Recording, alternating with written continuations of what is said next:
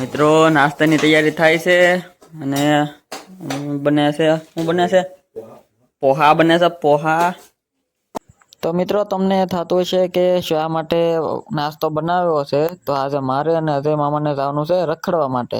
ક્યાં જવાનું છે એ તમને થોડી વારમાં ખબર પડી જશે।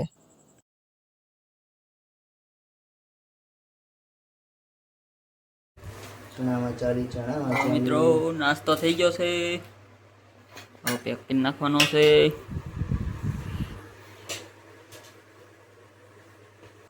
તો ફાઇનલી મિત્રો અમે આવી ગયા છીએ ડુંગરાઓમાં રખડવા માટે। કઈ જગ્યાએ તમને હું કહું થોડી વારમાં।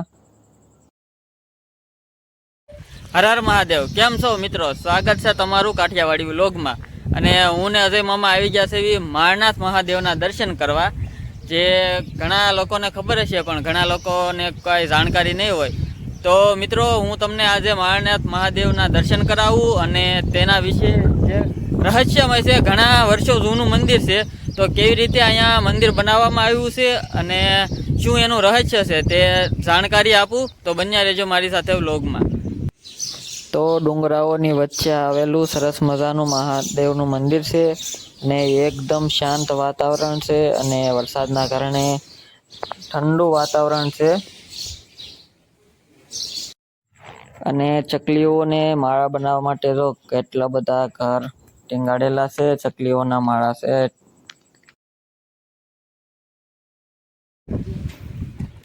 તો મિત્રો આ છે કોઈ જે મંદિરની સાથે બનાવવામાં આવી હતી અને જેટલા વર્ષ મંદિરના થયા એટલા વર્ષ આ કોઈના પણ થયા છે। જે આનું પણ જે ઇતિહાસ છે એ મંદિર સાથે જોડાયેલું છે, એ હું તમને મારી જાણકારીમાં બતાવું હમણાં। તો હવે મારે જવાનું છે ડુંગરની ટોચ ઉપર અને આ જે પવનચક્કી દેખાય છે ત્યાં મારે જવાનું છે અને ત્યાંથી હું તમને આ મંદિર બતાવું કે કેવું સરસ મજાનું દેખાય છે।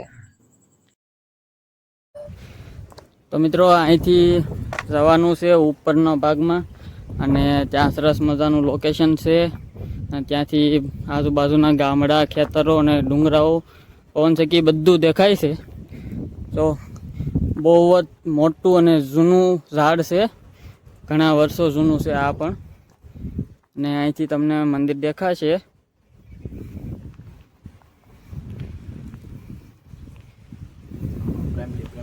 આ કયું ઝાડ છે કમેન્ટ કરીને બતાવો।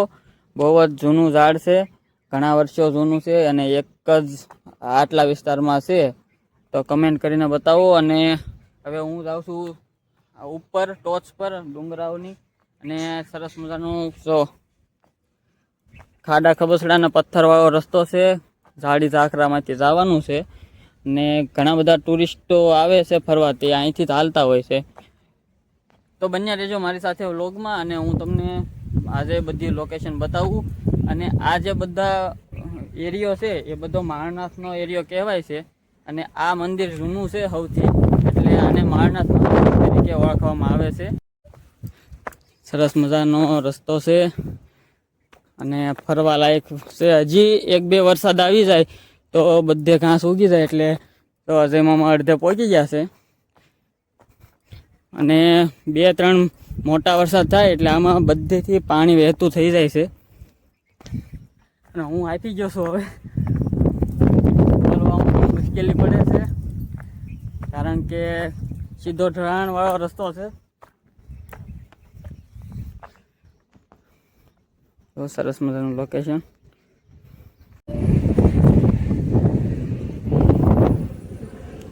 પવનચક્કીઓ બધી ફરે છે, પવન બહુ જ છે અને અમે ડુંગરાની ટોચ ઉપર પહોંચી ગયા અને જો મંદિર પણ બતાય છે। ફરતે લીલાસમ ડુંગરાઓ છે અને વચ્ચે સરસ મજાનું મંદિર છે। તો ડુંગરાની ઉપર રેસ્ટોરન્ટ બની ગયો છે જે છે નાથ હિલ અને વાતાવરણ પણ ખૂબ સરસ છે। અને હું તમને જણાવું કે મારનાથ મહાદેવનો ઇતિહાસ શું છે, એનું રહસ્ય શું છે।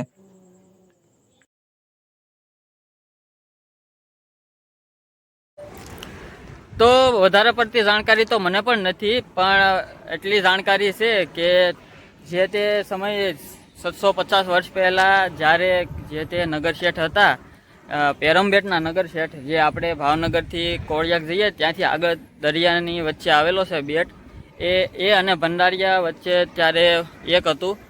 તો એ જે તે સમયના નગર શેઠ છે તે પોતાની ગાયો સારવા માટે અહીંયા આવતા હતા. તો એમાંથી એક ગાય છે એ એક મોટો પથ્થર હતો એની ઉપર ઊભી રહી જતી અને એની મેળે દૂધ એ પથ્થર પર પડતું હતું.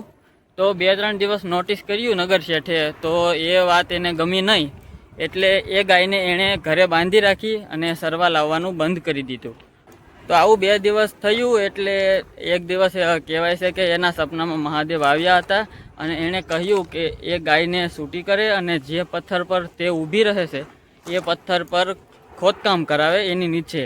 તો નગર શેઠે એ પથ્થરની નીચે ખોદકામ કરાવ્યું, એટલે ત્યાંથી એમને 3 શિવલિંગ મળી હતી. જે શિવલિંગમાં એ જ જગ્યાએ એણે મંદિર બનાવ્યું. તો ત્યારથી તે આ મહાદેવનું મંદિર માળનાથ મહાદેવના તરીકે ઓળખાય છે અને 750 વર્ષ જૂનું મંદિર છે અને સરસ મજાનું લોકેશન પણ છે. આજુબાજુ પવનચક્કી છે અને લીલાછમ ડુંગરાઓ જે. તો મંદિર બનાવ્યું એટલે ઘણા બધા ટુરિસ્ટો ફરવા માટે આવતા હતા અને ગોવાળિયાઓ છે જે તે માલઢોર રાખતા હોય તે ગાયું ભેંસું ચરાવવા આવતા. તો તેના માટે પીવા માટે તે કુઈ બનાવી હતી. તે મંદિરનો જેટલો સમય થયો છે એટલા સમય જૂની એ કુઈ છે. તો આ છે એનો ઇતિહાસ. વધારે જાણકારી જોઈતી હોય તો આપણે ગૂગલમાં સર્ચ કરી શકો છો માળનાથ મહાદેવનો ઇતિહાસ. તો હવે હું તમને ડુંગરની ઉપરનું જે કેવું લોકેશન છે, કેવી જગ્યા છે અને કેવું સરસ મજાનું ફરવા માટેની જગ્યા છે એ બતાવું. તો આ છે સરસ મજાની જગ્યા માળનાથ મહાદેવની અને તો મોટી મોટી પવનચક્કીઓ છે.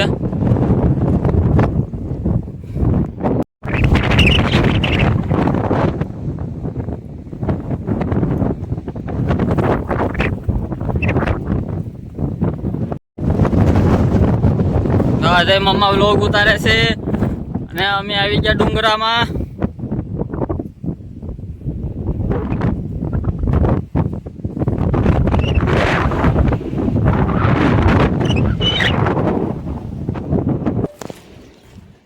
મિત્રો, ચોમાસાની સિઝન ચાલુ થઈ ગઈ છે અને તમે બધા પણ ગમે ત્યાં સારું લોકેશન હોય ના ફરવા જતા હશો ફેમિલી સાથે, ભાઈબંધો સાથે. તો મારી તમને એક નમ્ર વિનંતી છે કે કોઈ પણ એવું સારું લોકેશન હોય કે સ્થળ હોય, મંદિર હોય અથવા તો કોઈ પણ પબ્લિક પ્લેસ હોય તો તમે ફરવા જાઓ, નાસ્તો કરો, તો જે તે કચરો છે તમારી પાસે એ હારે બેગમાં નાખી ગયો અને આવી રીતે પબ્લિક પ્લેસમાં ના નાખો એવી નમ્ર વિનંતી છે. તો મિત્રો, બેગમાં સાથે નાખી ગયો અથવા તો કોઈ પણ ડસ્ટબિન કે કચરાપેટી તમને દેખાય તેમાં નાખી ગયો એવી નમ્ર વિનંતી છે. આવી રીતે જ્યાં ત્યાં ફેંકો નહીં, કારણ કે તેનાથી ઘણું બધું નુકસાન થાય છે અને પબ્લિક પ્લેસ હોય, કોઈ પણ ફરવાલાયક સ્થળ હોય તે ખરાબ લાગે છે અને ઘણું બધું નુકસાન પણ થાય છે.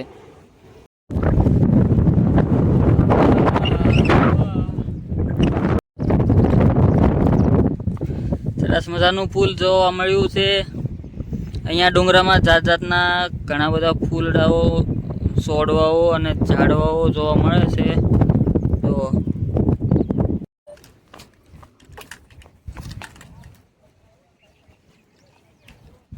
મમ્મા ધીમે ધીમે આવે છે.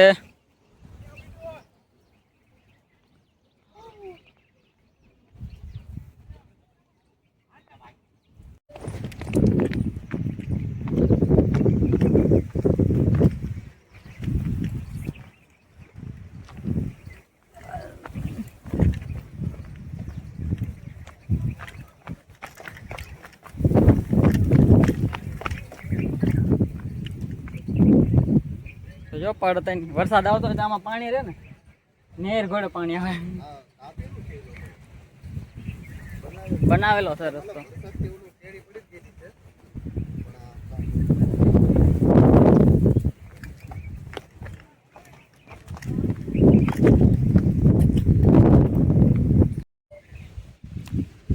તો ઘણી બધી ભેંસું અને ગાયું વડલાના સાંયે બેઠ્યું છે. અત્યારે સરવા માટે ઘાસ થઈ ગયું છે તો ડુંગરાઓમાં સરીને અહીંયા બેસે, પછી વાવ બંધાવેલી છે, ઘણી બધી જૂની છે, ઘણા સમય થઈ ગયેલો છે. તો ફરવા આવતા લોકો માટે અને જે ભેંસું સારવા આવતા હોય એ લોકો માટે પાણી મળી રહે એના માટે વાવ બંધાવેલી છે નગર શેઠે. અને અત્યારે જો આ નવું બનાવેલું છે બધું. તો આમાં ગાયું અને ભેંસું પાણી પી શકે એવું બનાવેલું છે. અને આ ઘણી બધી જૂની વાવ છે, અંદર જઈને તમને બતાવું. તો જે ગોવાળિયાઓ ભેંસું ગાયું સારવા આવે છે તે આમાંથી પાણી પી શકે. અને સાઈડમાં જે બાજુમાં બનાવેલું છે એમાં ગાયું અને ભેંસું પણ પાણી પી શકે એના માટે બંધાવેલું છે. ઘણો બધો સમય થઈ ગયો એટલે વધારે અંદર નહીં જાવ,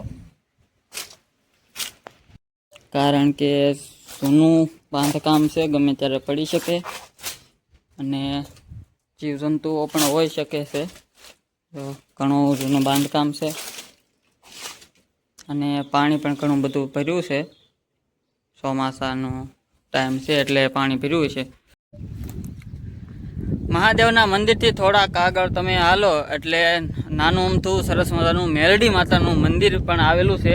ઘણા લોકોને નહીં ખબર હોય તો હું તમને બતાવી દઉં. તો જે લોકો માળનાથ તરફ આવે છે તો એ પણ અહીંયા આવીને દર્શન કરી શકે. તો મેલડી માતાનું મંદિર છે, સરસ મજાની જગ્યા છે. મંદિર પણ નાનું અમથું મસ્તીનું બનાવેલું છે. તો વરસાદ જ્યારે આવે છે ત્યારે અહીંયા આ બધું પાણીનું ભરેલું હોય છે. અને માતાજીનું મંદિર અહીંયા દર્શન કરવા જે લોકો આવે તેને અહીંથી પાણીમાં ચાલીને આવવું પડતું હોય છે. ભાવનગરવાળા જે માળનાથ ફરવા આવે છે તેને હું એક જગ્યા બતાવું, તે તમે જોઈ છે કે નહીં, અને ના જોઈ હોય તો ગોતીને મને કમેન્ટ કરો. જો મિત્રો, આ જગ્યા જો તમે જોઈ હોય તો મને કમેન્ટ કરો, અથવા તો ના જોઈ હોય તો ગોતીને મને કમેન્ટ કરજો. જો તમે માળનાથ આવતા હો તો આ જગ્યા ખાસ ગોતી લેજો. તો સરસ મજાનું મંદિર છે અને જે લોકો માળનાથ તરફ આવે છે તે પણ અહીંયા દર્શન કરવા આવજો. અને હવે 12 વાગી ગયા છે તો ભૂખ લાગી ગઈ છે, તો હવે થોડોક નાસ્તો કરી લઈએ અને પછી માળનાથથી આગળ વધીએ. તો ભૂખ લાગી ગઈ છે એટલે હવે નાસ્તાની તૈયારી થઈ ગઈ છે. પૌવા લાવ્યા હતા બનાવીને.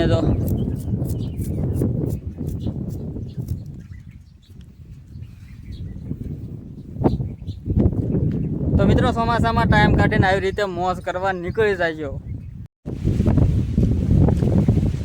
હેલો મિત્રો, और बागाजी के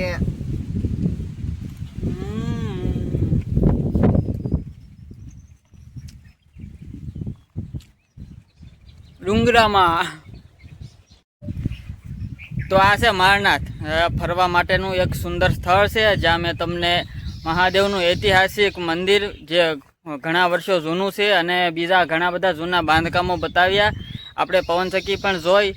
તો આવી જ રીતે અનોખા અને ઐતિહાસિક સ્થળો, બાંધકામો જોવા માટે મારી સાથે જોડાઈ રહેજો અને ચેનલને સબસ્ક્રાઈબ કરજો, લાઈક અને શેર કરજો.